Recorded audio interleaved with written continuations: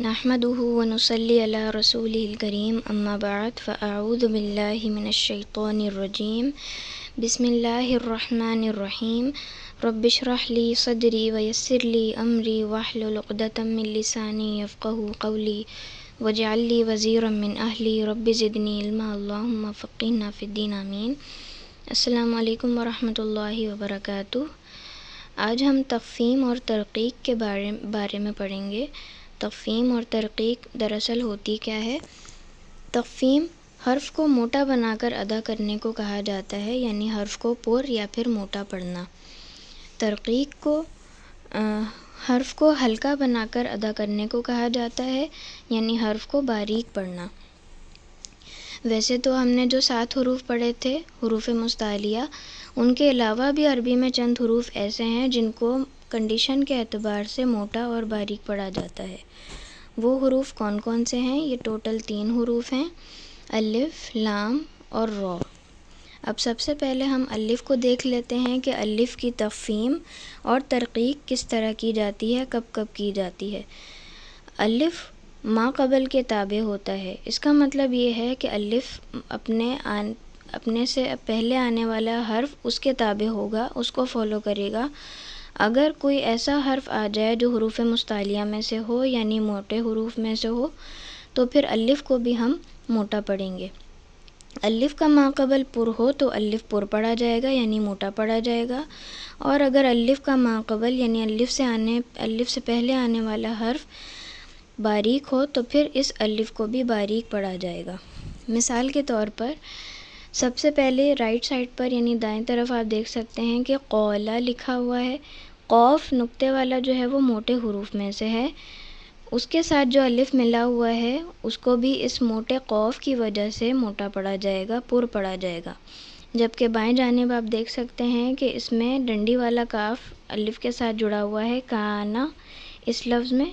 اب ڈنڈی والا کاف جو ہے باریک ہے، وہ اس کے ساتھ الف لگا ہوا ہے، جس کی وجہ سے الف کو بھی باریک پڑھا جائے گا۔ اب دونوں میں واضح فرق ہے، ایک موٹا ہے اور ایک باریک ہے۔ اس کے فرق کی وجہ سے سننے والے کو آرام سے پتہ چل جائے گا کہ ہم نے کون سا کاف یا پھر قوف ادا کیا ہے، یا تو نقطے والا ادا کیا ہے یا تو ڈنڈی والا کاف ادا کیا ہے۔ اس میں واضح فرق ہے، جیسے قولا، کانا۔ اب الف کے بعد ہم آ جاتے ہیں لام کی جانب۔ ویسے تو عربی میں جو حرف لام ہے وہ باریک ہی پڑھا جاتا ہے، سوائے ایک لفظ کے جس میں لام آ جائے اگر، تو پھر اس لام کو ہم موٹا اور باریک پڑھیں گے، اور وہ لفظ ہے اللہ کا لام۔ اسی لیے ہم اس میں جلالہ کا لام بولتے ہیں۔ صرف واحد یہ وہ لفظ ہے جس میں اگر لام آ جائے تو پھر اس کو کنڈیشن کے اعتبار سے ہم موٹا یا باریک پڑھتے ہیں۔ اب اس کو کب موٹا پڑھیں اور کب باریک پڑھیں یہ دیکھ لیتے ہیں۔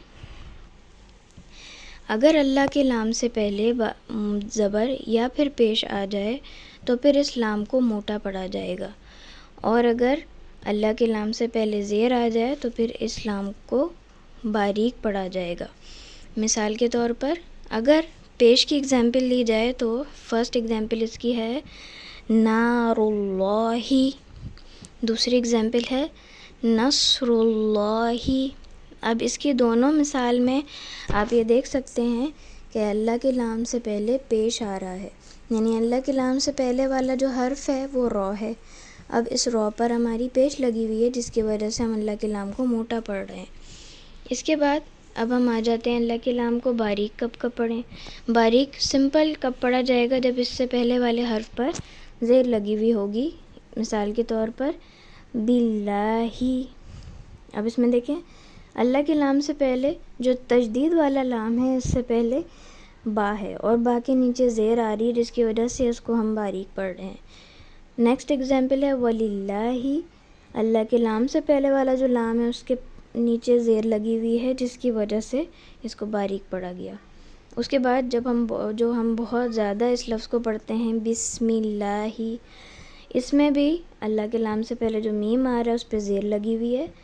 اب اس کو بعض اوقات بسم اللہ کچھ لوگ پڑھ لیتے ہیں تو اس کو وہ درست کر لیں، بسم اللہ نہیں ہوتا بلکہ بسم اللہ ہوتا ہے۔ اس کو باریکی سے پڑھا جاتا ہے، یعنی ترقیق کر کے پڑھا جاتا ہے۔ اس کے بعد چوتھی اگزامپل ہے سبیل اللہ، اس میں بھی اللہ کے لام سے پہلے زیر آ رہا ہے اس لام پر، تو اس کی وجہ سے سبیل اللہ میں اللہ کے لام کو باریک پڑھا گیا ہے۔ اب الف اور لام، اس کی تفخیم اور ترقیق الحمدللہ ہم نے پڑھ لی۔ را کی تفخیم اور را کی ترقیق انشاءاللہ ہم اگلی کلاس میں پڑھیں گے۔ السلام علیکم ورحمۃ اللہ وبرکاتہ۔